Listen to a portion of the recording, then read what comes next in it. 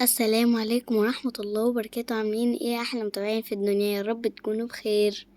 هنبدأ الفيديو بصلاة على النبي عليه افضل الصلاة والسلام. النهاردة هنعمل حواوشي اسكندراني بطريقة تحفة. يلا بينا على الوصفة على طول. كيلو دقيق، معلقة صغيرة ملح، ومعلقة صغيرة سكر، وكيس خميرة. هقلب المكونات كويس مع بعض،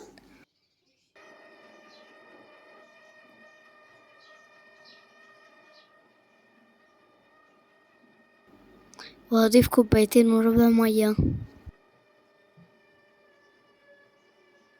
مش لازم تكون دافية عشان الجو حر.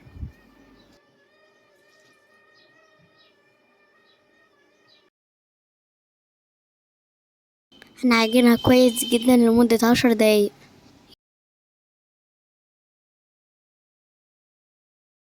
وهسيبها تختمر نص ساعة.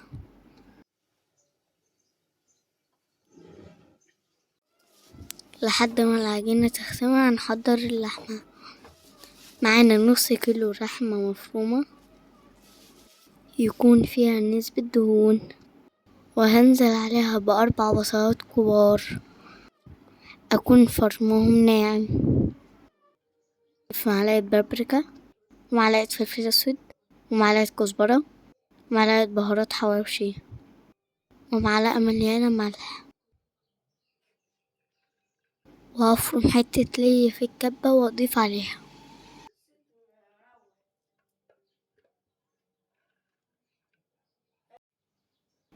هفرم 3 فلفلات رومي، ممكن تستخدموا فلفل حار. معايا طماطمتين متقطعين صغير، والمكون ده سحر وهيزود الكمية. برغل منقوع أصفيه كويس وأنزل بيه على اللحمة، وأفضل أعجن المكونات دي كلها مع بعض كويس جدا.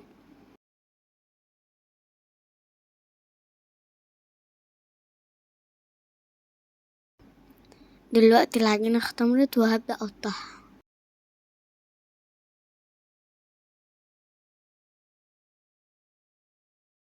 هتعمل معايا 10 أرغفة، حجمهم كبير ما شاء الله.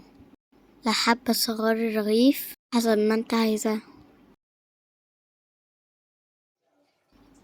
هكورهم كويس وأغطيهم عشان ما ينشفوش.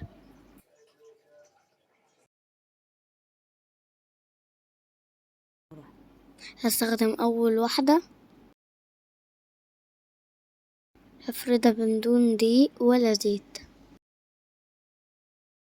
حاولي وانت بتفردي ترققي الأطراف، وتسيب الرغيف من النص محمل.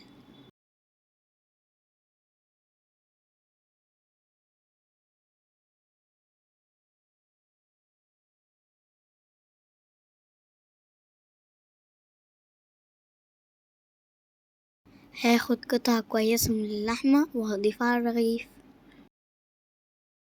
وهمسك الأطراف وأقفلها كويس جدا.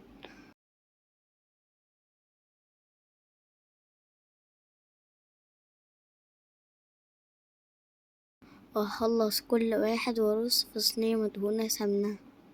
هعمل واحد تاني معاكم عشان تشوفوا الطريقة. متنسوش تحطوا لايك وتشتركوا في القناة وتفعلوا زر الجرس علشان يوصلكم كل جديد. هخلص كل الكمية بنفس الطريقة،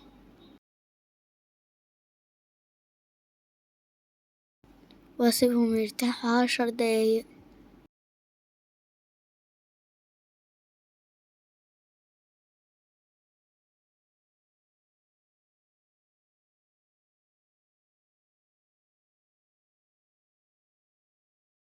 هدهن الأرغفة سمنة وهبدأ أفردهم بإيدي.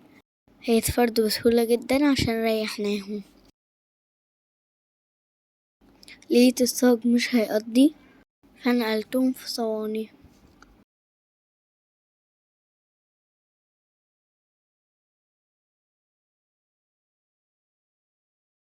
خلصت فردهم واسيبهم 10 دقايق كمان. في الوقت ده هنكون نسخن الفرن كويس جدا.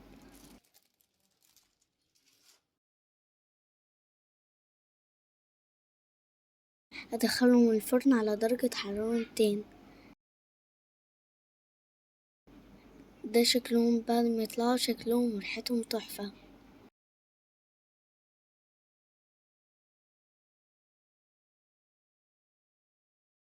وعلشان يكون زي بتاع المحلات هنولع فحمة ونحط عليها زيت. هنغطي الحواوشي عشان ياخد الطعم فحم.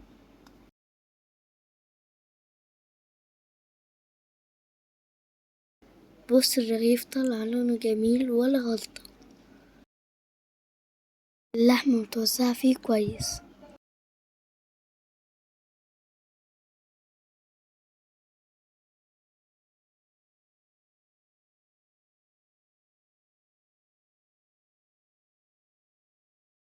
ولو وصلت لغاية هنا في الفيديو قولولنا تحبوا الفيديو الجاي على ايه، واستنوني في وصفة جديدة، والسلام عليكم ورحمة الله وبركاته.